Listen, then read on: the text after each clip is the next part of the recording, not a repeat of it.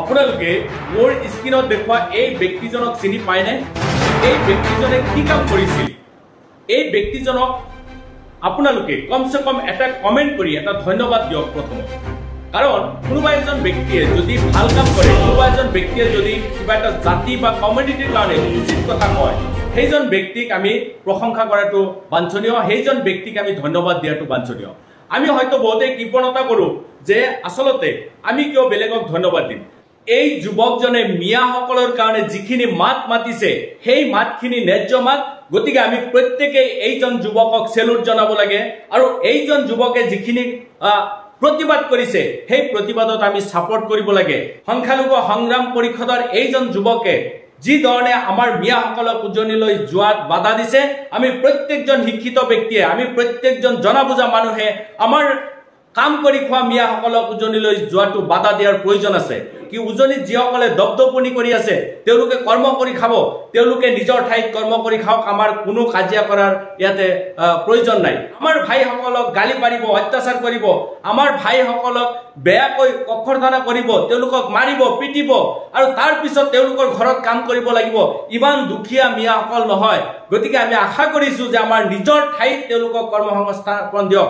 আমি যিসকল শিক্ষিত ব্যক্তি আছো তেওঁলোকে প্ৰত্যেকেই যদি দুইজন তিনিজনকৈ সাধাৰণ মানুহবিলাকৰ দায়িত্ব লওক, তেতিয়াহ'লে তেওঁলোকে নিশ্চয় আমাৰ নিজৰ ঠাইত কৰ্মসংস্থান পাব, তেওঁলোকে উজনিলৈ যাব নালাগে। কালি মই এটা ভিডিঅ' দেখা পাইছো আৰু সেই ভিডিঅ'টোৱে যথেষ্টখিনি মোক আপ্লুত কৰিছে, মোক বাৰুকে ভাল লগাইছে। সেইকাৰণে মই এইজন ব্যক্তিৰ কাৰণে এটা ভিডিঅ' প্ৰস্তুত কৰিছো। আপোনালোকে ভিডিঅ'টো বেছি বেছি পৰিমাণে শ্বেয়াৰ কৰি সেইজন ব্যক্তিৰ কামৰ প্ৰশংসাখিনি কৰিব। আপোনালোকে নিশ্চয় দেখা পাইছে যে উজনিলৈ যোৱাৰ কাৰণে আমাৰ মিয়া সম্প্ৰদায়খিনিক, বিশেষকৈ আমাৰ কৰ্মজীৱী মানুহখিনিক সম্পূৰ্ণৰূপে বাধা আৰোপ কৰিছে বিভিন্ন দল সংগঠনে। আৰু তেনে মুহূৰ্তত উজনি হয়তো স্তব্ধ হৈ পৰিছে, তেওঁলোকে বিভিন্ন কাম কাজবিলাক সুচাৰুৰূপে পৰিচালিত কৰিব পৰা নাই। তেনে ক্ষেত্ৰত কিছুমান দালাল ৰূপী চক্ৰই আমাৰ সাধাৰণ কাম কৰি খোৱা মানুহবিলাকক বিভিন্ন প্ৰলোভন দেখুৱাই পুনৰ উজনিলৈ লৈ যোৱাৰ এটা পৰিকল্পনা কৰিছে। ঠিক তেনেকুৱা এটা মুহূৰ্তত সংখ্যালঘু সংগ্ৰাম পৰিষদৰ এই নেতাজনে যি পদক্ষেপ গ্ৰহণ কৰিছে তাৰ কাৰণে মই চেলুট জনাইছো। তেখেতে নগৰ ধিঙত বাছ ভৰ্তি সংখ্যালঘু মিয়াসকলক লৈ যোৱা এজন ইটাভাটাৰ মালিকক আটক কৰিছে আৰু সেই মালিকক প্ৰশ্ন সুধিছে যে যেতিয়ালৈকে মিয়াসকলক সুৰক্ষা দিয়া নহ'ব, যেতিয়ালৈকে এটা লিখিত স্বাক্ষৰ দিয়া নহ'ব, তেতিয়ালৈকে মিয়াবিলাকক আমি উজনি অসমলৈ যাব নিদিওঁ। এইখিনিতে আমি আমাৰ মিয়াসকলক ক'ব বিচাৰোঁ যে য'ত গ'লে আমি লাঠি খাব লাগে, য'ত গ'লে আমি অপমানিত হ'ব লাগে, অপদস্থ হ'ব লাগে, তেনেকুৱা ঠাইত আমি যোৱাটো কিমান লজ্জাজনক কথা। গতিকে আমাৰো অলপ লাজ থকাৰ প্ৰয়োজন আছে। আজি বিভিন্ন দল সংগঠনৰ পৰা আৰম্ভ কৰি বিভিন্ন ৰাজনৈতিক নেতাসকলেও আমাক বাৰে বাৰে আহ্বান জনাইছে যে আমি উজনি অসমলৈ যাব নালাগে, উজনি অসমৰ মানুহখিনিয়ে তাতে কাম কৰি খাওক।